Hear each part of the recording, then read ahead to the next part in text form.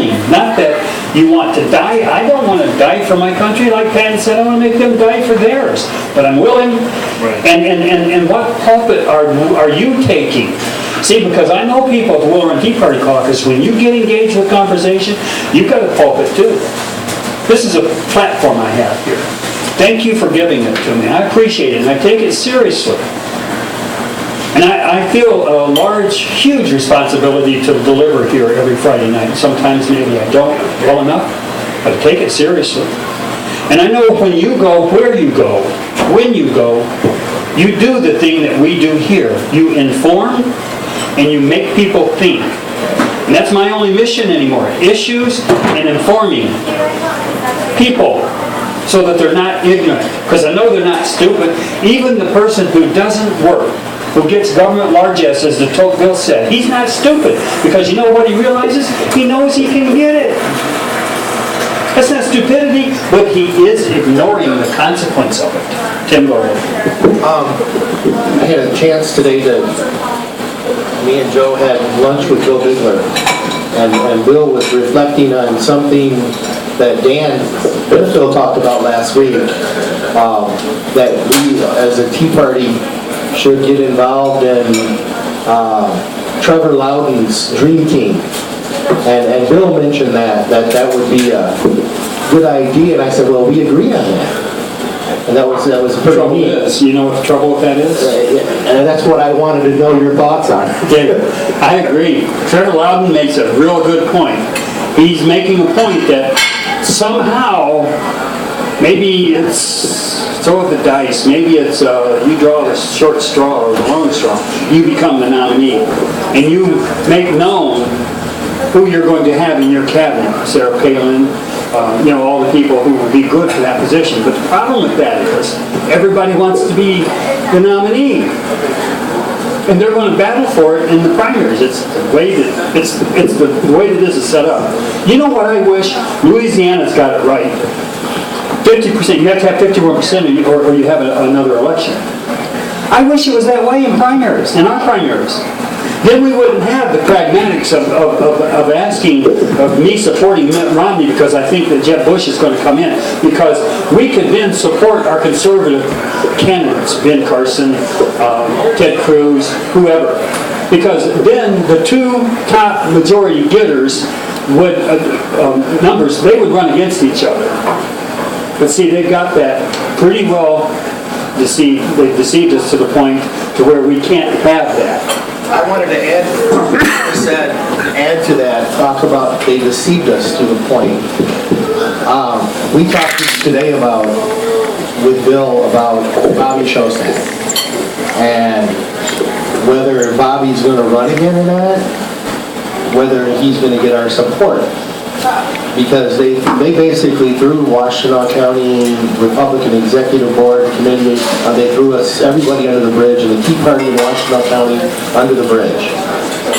Just the way they handled things with the general election. Bridge or the bus? Under the bus. Okay. So, of course I know because I've got tire marks on my face. Bobby Shostak is good at that. He did do that.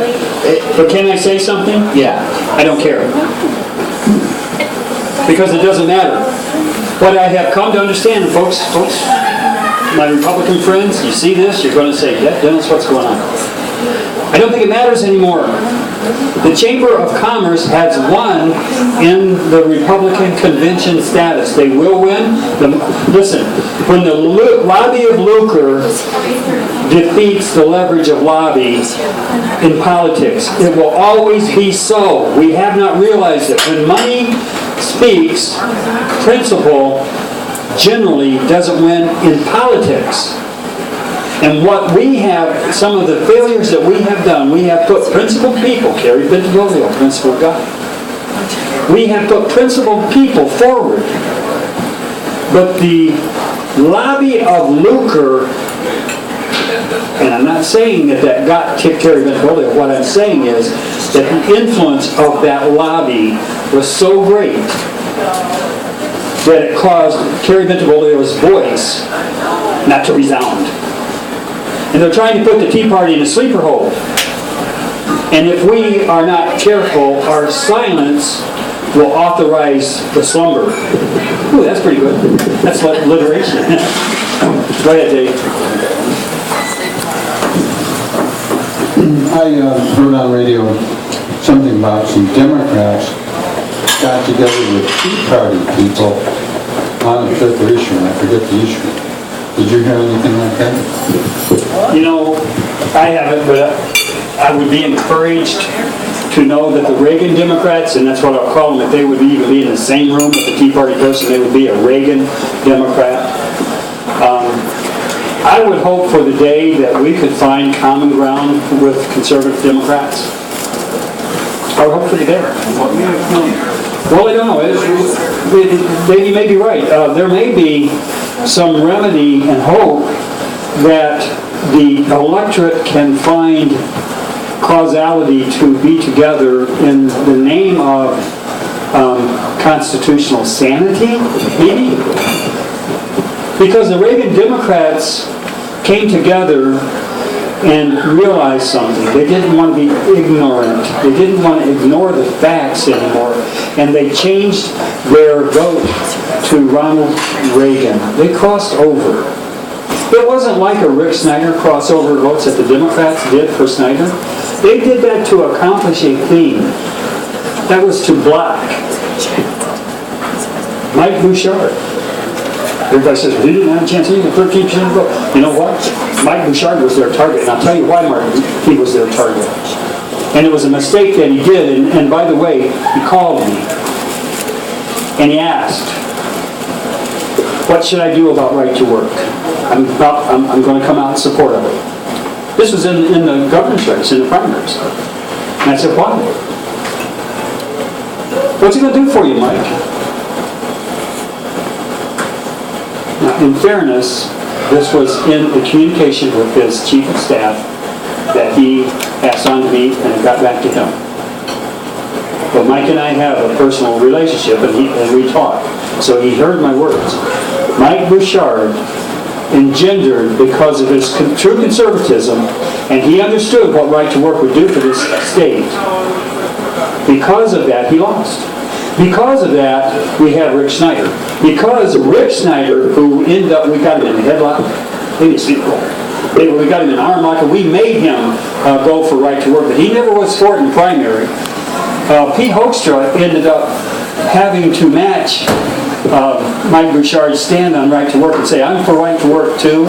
But I told Mike through his staff, you're not going to gain anything by it, and all you're going to do is enrage the union. And they will rally. You're going to rally them. Well, I didn't know then either the consequence of Mike's being true to his conviction. Because that's all it was. He was true to his conviction. It caused Democrats to cross over to Rick Snyder. In the primary, he got 15% Democrat crossovers in the primary. Because they had no primary election. They didn't have to worry about it. They have open primary. Yeah. So we don't... We tried to get closed primary, but we had no success in that. And that tells you something about the established Republican Party. Because with a closed primary, they lose a lot of control. So the remedy that we could have had, we didn't have, because the Chamber of Commerce established Republican Party wouldn't allow all of the efforts of Bill Bigler and a lot of good people trying to get a closed primary. We couldn't get it done.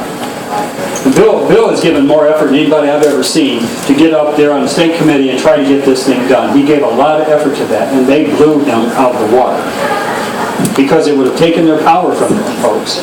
The leverage of logic cannot be had when lucre lobbies. And this is what the Chamber of Commerce is. They sear their conscience on the altar of commerce. And the deal was sold yesterday. The Republican Party was sold yesterday. I'm sorry, it's what I believe. I don't think we have another place to go. We will be Republicans, but we will hold them accountable. I'm not going to authorize in silence all of this. I'll call it stupidity. It's stupid for them to think that we're ignorant.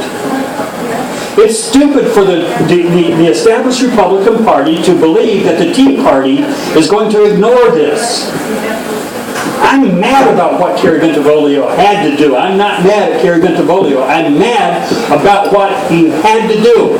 And I don't understand what he had to do. But I'm giving him the benefit of the doubt that he had to do it. But I disagree. If it had, Kerry Bentivolio gave one of the most significant votes in the history of the House of Representatives, and he's from this caucus. He's a member of this caucus. That makes me feel relevant. We are relevant. We sent somebody to Washington who they feared. We sent somebody to Washington who knew they had to take out. And the Chamber of Commerce, through David Trott and the Republican Party, and everyone who backed David Trott, was willing to remove Kerry Bentivolio because they feared him because he couldn't be bought. I understand that about Kerry Bentivolio. So, what I think about Kerry Bentivolio changing his vote is he sees some things that he can't probably explain to me. I'll probably never understand it. But I'm going to give Kerry the benefit of the doubt. But he is the one vote that could have killed Obamacare. You know what? You folks realize it? He is the one vote that could have kept executive amnesty from happening. If it gets into court, if it goes to the Supreme Court right now, the Republican Party says, we're going to sue the president for unconstitutionally funding amnesty. The Supreme Court's going to say, oh really? So, you believe he was unconstitutional, but you were willing to fund it? Exactly. It doesn't fly. Because they want it. Kerry had the one vote that could have made it go away.